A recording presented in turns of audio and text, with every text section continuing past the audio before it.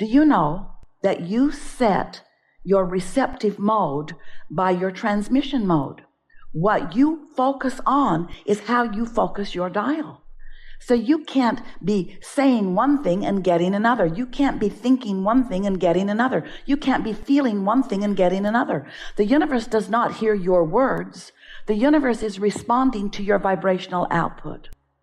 So, as you are offering this signal based upon what you are giving your attention to, whether it is in the past as you are remembering it, or in the present as you are observing it, or in the future as you may be imagining it, it doesn't matter. You're doing it right now. It's causing you to emit a signal now. That signal equals your point of attraction now, and the whole universe is queued up to respond to that vibration. Now, the reason that we want to talk to you about vibration is not because we want you to be guarded about it right here, right now. In the beginning of you listening to us, so often you would realize that you do create your own reality, and first you would say, oh, good, and then you would say, oh, no, because you realized you did not really have steady control of what you're emitting. And then some of you, as we said, you create your own reality, began going, cancel, trying to suck things back before the universe got hold of them and delivered them to you in full manifested form. But now you are beginning to realize that you have leeway, that yes, you're offering vibration about wanted and unwanted, but you stand in a stable place. And so mostly what we want you to take away from this conversation is that you can be more practiced than most of you are being. And the thing that would help you to emit the vibration, the one you want to emit, meaning the one that you want to be answered, the easiest way to do that is by caring, really caring about how you feel. Because when you care about how you feel, you're alert to your emotions. You're alert to your emotions, which are your guidance system. Your guidance system, which is giving you constant, in-the-moment feedback between what you've asked for. Another way of saying that is all that you have already vibrationally become, and what you're allowing yourself to realize in its full manifested form. That is as clear as we've ever said it. In other words, you want to be aware of that gap. And you don't need to think about closing it tightly all the time, because you can't.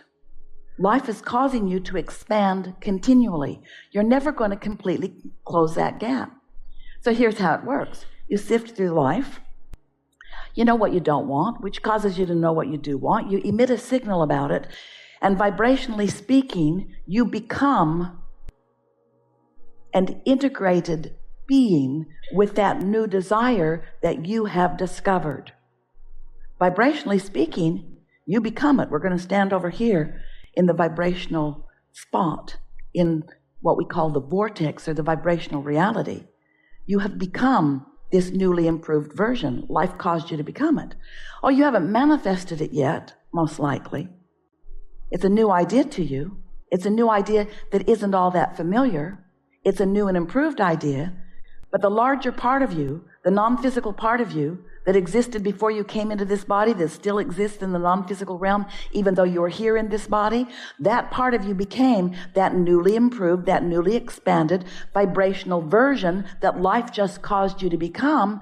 But you're probably still standing over here in the same beliefs. Belief's just a thought you keep thinking. It's a habit of thought. Standing over here in the same beliefs that you held when you launched that rocket. You're not ready to believe in your ultimate prosperity. Life caused you to want more money, but you don't believe in the more money that life just caused you to ask for. If you believed in it, it would be flowing into your experience.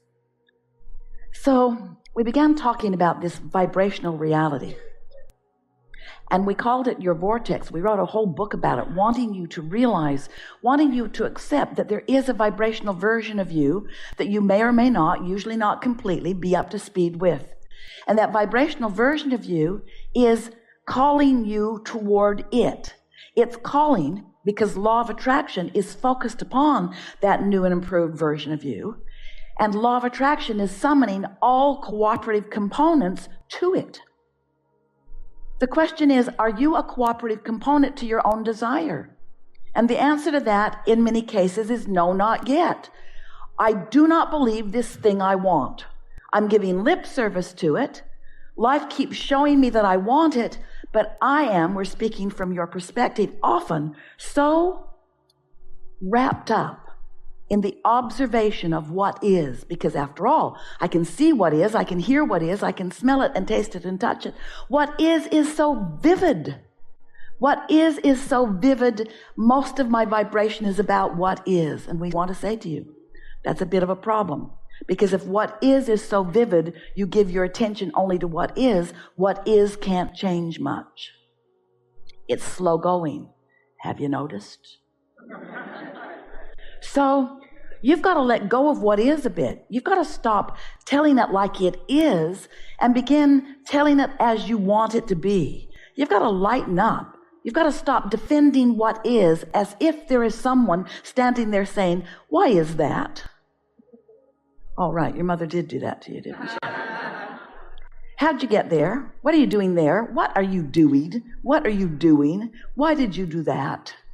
Why aren't you further down the road? You've heard those questions.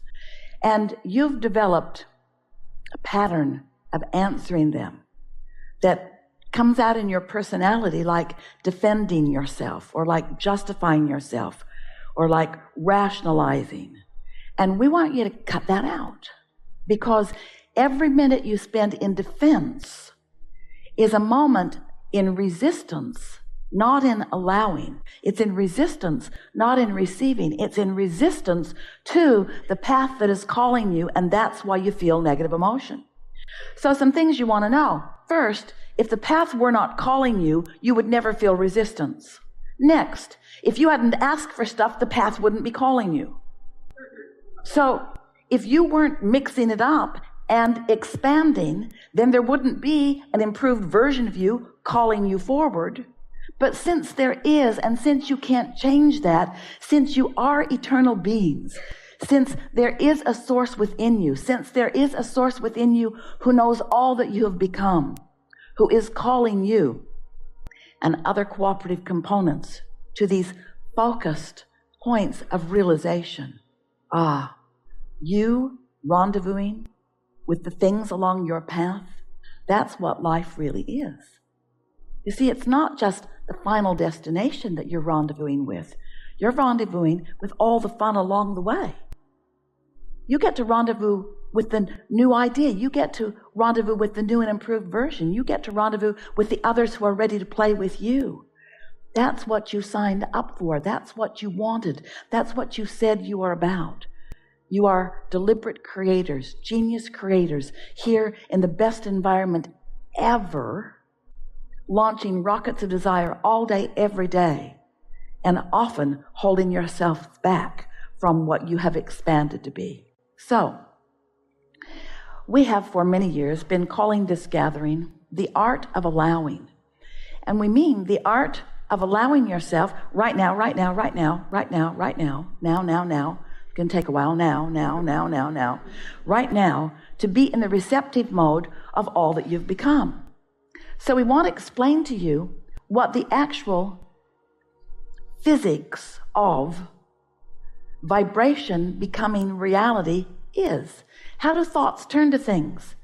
How do vibrations turn to thoughts, and how do thoughts turn to things? How does this time-space reality evolve as it does? If it is a vibrational reality, Abraham, then how is it that I can see it and hear it and smell it and taste it and touch it? Because your eyes translate. Your eyes are vibrational translators. So is your nose and your fingertips and your tongue and your ears. You are translating the vibration. So here's this vibration, and let's say that it is your inner being, source, God, call it whatever you want. It's the non-physical version of you. It's a non-physical point of view of you. It's a non-physical knowledge of who you are. It's a non-physical knowledge of the expanded version of you. It's a vibrational consciousness that knows. It is knowing. It is all-knowing. It is a vibrational consciousness of knowing. And it's vibrating here. Now, are you seeing it? No. Are you hearing it? No. Are you smelling it? No. Tasting it? No. Touching it? No. It's a vibrational version that you could do all of those things with. You're just not yet. You're just not yet. When Source puts consciousness in the rose, you can smell it. In other words, all of that consciousness is being experienced by you in so many different ways. But this is a new thought. This is a new thought about you. This is a new thought about you that you just launched because of something that you lived, and you're not ready to receive it vibrationally, but it's there. It's there. So now we have a really important question for you.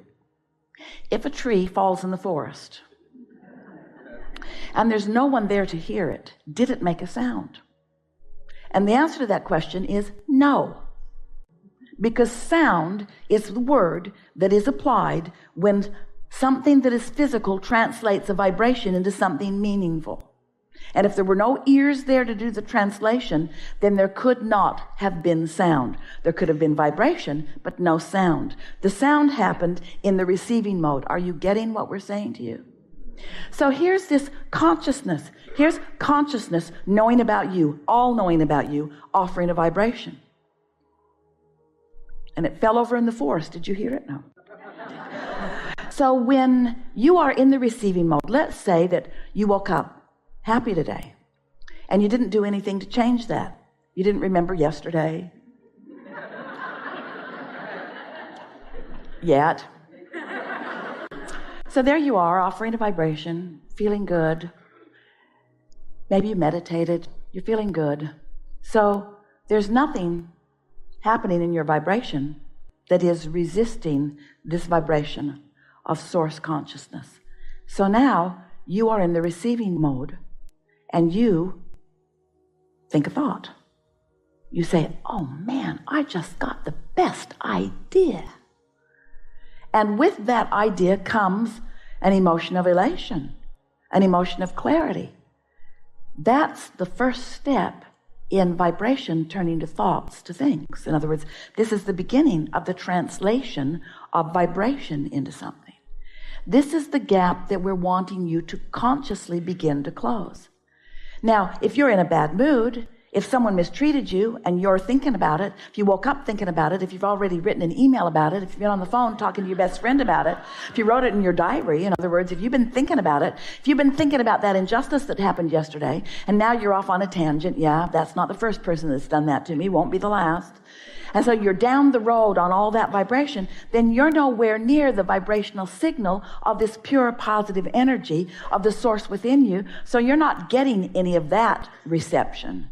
The reception that you're getting is of a different nature. It's the spin-off of man's conscious thought. You see what we're getting at? So as we're moving forward here today, we want to show you how you can live happily ever after. We want you to make peace with contrast. We want you to understand that contrast matters, that contrast and variety are necessary for you to focus your desires into being. We just think it would be such a wonderful idea for you and such a good experience for you if once you've launched those rockets of desire and you have, your vortex is so full it would take you 20 or 30 lifetimes to realize it all. It would be such a good idea if you could understand the laws of the universe and understand the progress that you've already made and understand the 1, 2, 3 step process of creation. Step 1 is contrast causes you to ask, and you've been doing it for a long time and you're still doing it all day, every day. Step 2, Source receives the requests that you have asked and becomes the vibrational embodiment of them, and never ceases offering a signal about all of that, which equals your path of least resistance, which is step 3. Are you allowing yourself to go, or are you arguing for your limitations? Are you allowing yourself to go, or are you explaining what is instead? Are you allowing yourself to go, or are you defending why you haven't been going? or explaining how many other people are standing in the same spot with you and they're not able to go either.